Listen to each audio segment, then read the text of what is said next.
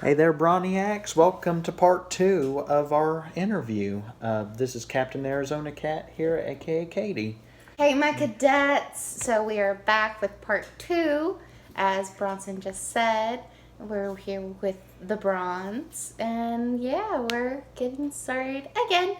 Hopefully, you've seen part 1. You saw our icebreakers and us goofing off like we normally do, but this time we're getting pretty serious.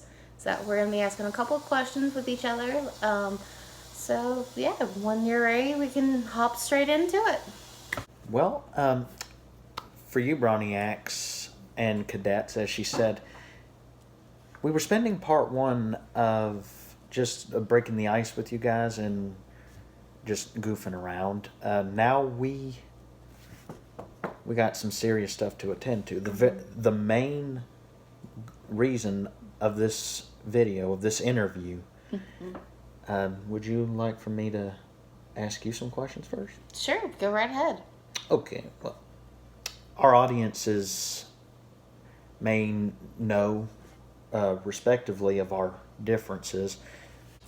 You've told me you have some form of dyslexia, right? Yes, I have a couple of different types. I am auditory dyslexic, I am numeral dyslexic, and I'm also visually dyslexic.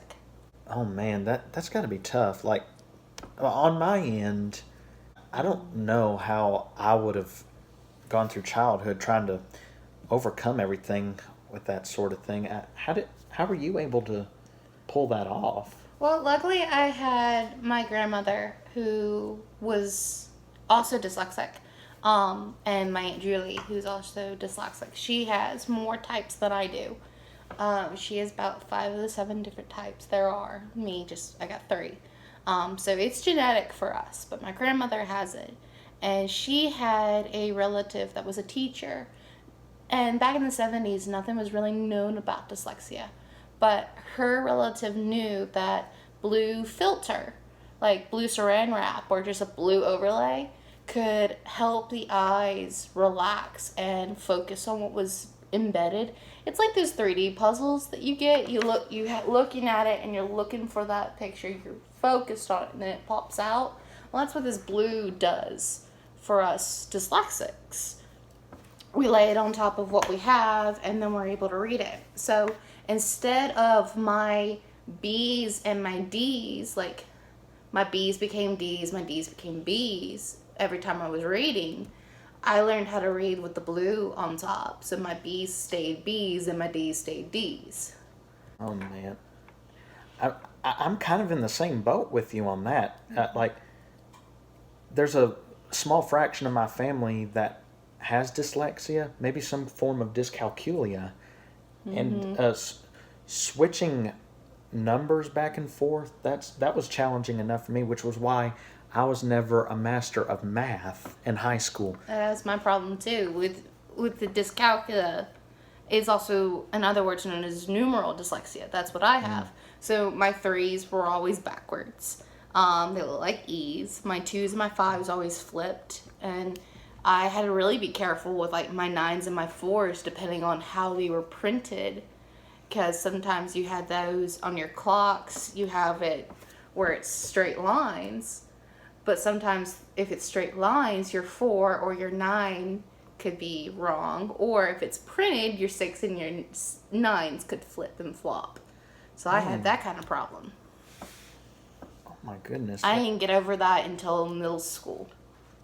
And you continued to overcome it in high school. Oh yeah, I found different ways of looking at the numbers by having them read to me individually. And I would have to go by and read them to myself. If I always saw a 6, I would say 9 in my head, but then I would put a 6 on a piece of paper. Because if I would see it, it would flip in my brain, and if I said 9, I would write 6. And I'm still doing that now, even in my early 20s.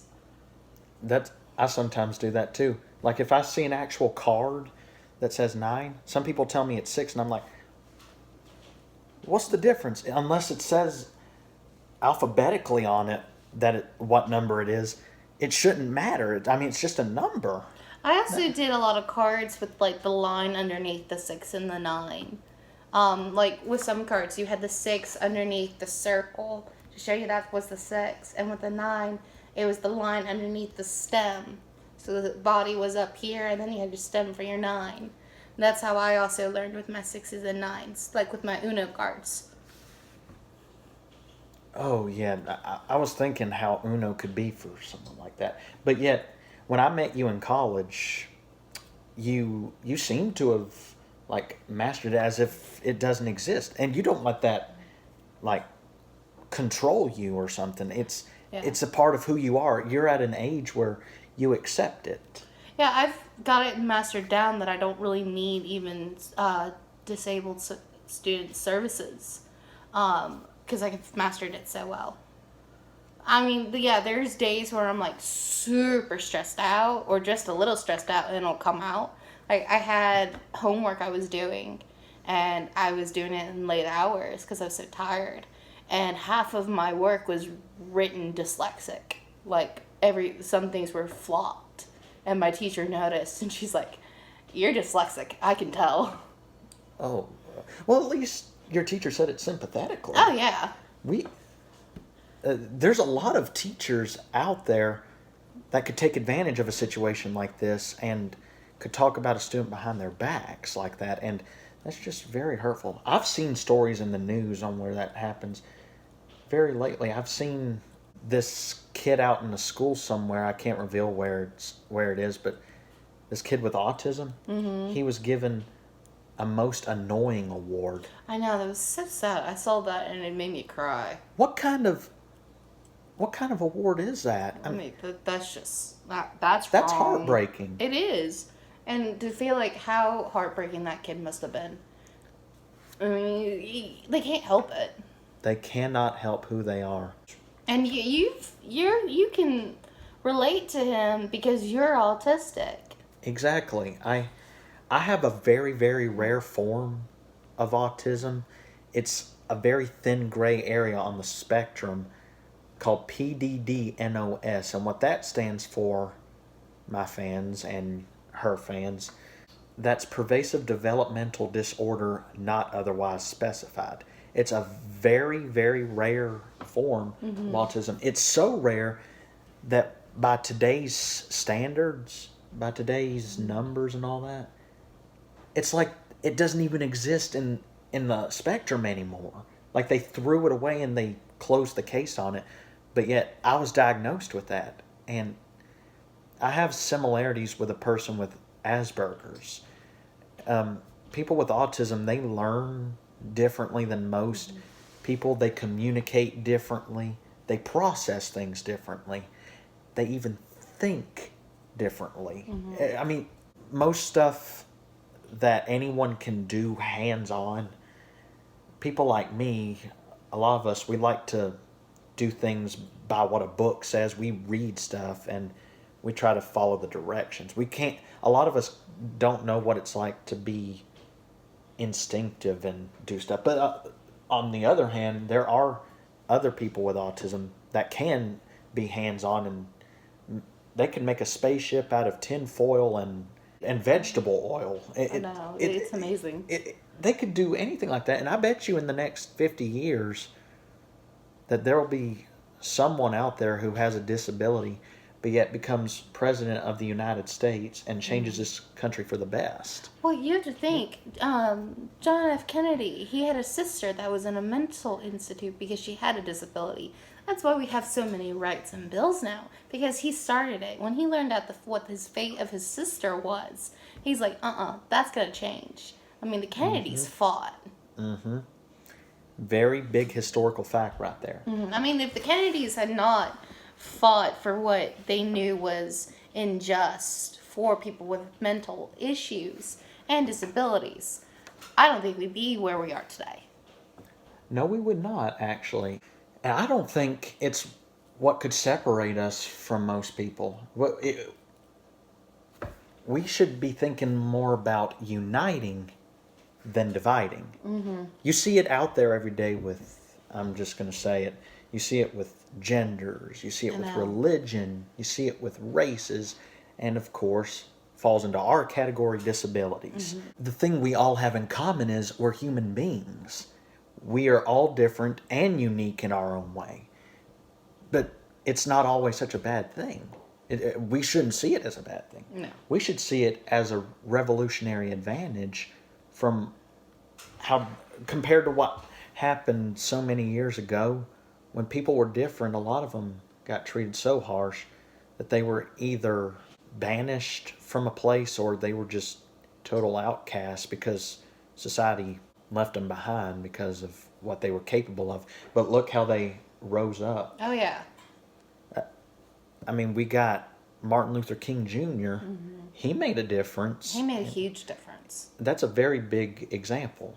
I mean, you have these people out here that you have smart people, and then you have people that don't think they're smart, but they've got skills that could change the world. They just have to apply them to their surroundings. I mean, everyone's special in their own way, but some are just more, how do I put it, more advanced, and some are just not ready to blossom yet into the flower they're meant to be.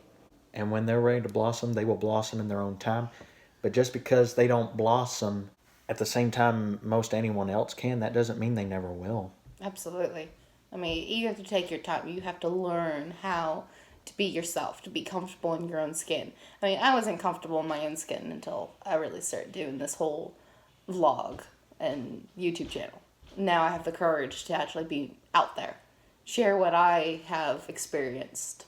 And thereby, look what you did. You inspired me to be a YouTuber myself, and look at all the feedback I've been getting from I know, it. it's great. And you've got a lot of followers out there who admire you as well. And look, this is the point of our vlog, guys. What we're trying to reach out to you about is, no matter how different you may appear, how you may communicate, or what your background is, your origin, you're a human being, and all you got to do from birth, from scratch, you're going to make it through the ranks. No matter what anyone tells you, people with differences make the difference. They always say one person can make a difference, but in certain cases, one difference can make a person. Absolutely. You ever thought about that? I know. It's such a powerful saying. Yeah, right. And I believe it is on that point, guys, where I think we should conclude this interview. And that's pretty much the message we wanted to send out to you guys. I'm glad you got to meet Katie same. here. It's more than my face behind this camera. And my face behind this one, too. And we were sharing what it's like to be different. And we hope that we're giving you guys the same hope we gave each other to share it with you guys. Yeah. Share your story with us. If you want to, share your story with us. Befriend us on social media. Drop a comment in one of our videos. Whatever. We will support you. Yeah, you guys are not alone in this at all. No. I mean, everyone's got something different about them, but you're loved all the same. You are loved all the same. Exactly the same. And we love you guys to death. Yes, we absolutely. We do. We appreciate your feedback on everything that we post, and we're going to keep doing it. We may even do more videos in the future together at college. Especially, and Sarah Cosplay will be with us as well, so she may come in and we might all three be on here. So yeah, check out for those videos as well. I can't wait. I know, this is going to be a fun fall semester, that's for sure. That's right. Stay tuned, guys. Both Broniacs and Katdets. We're not going to let y'all down. No. Just we're going to be around. And once again, follow Captain Arizona Cat with a K. And follow Bronson at Bronze Over Brains. That's right. And we're going to be here for you guys. We love you to death. Subscribe to both our channels. Drop a comment down below. Leave a like. And I'll do it for both of our channels. Stay brawny. Stay brawny. Love you guys. See you later. Bye. Bye.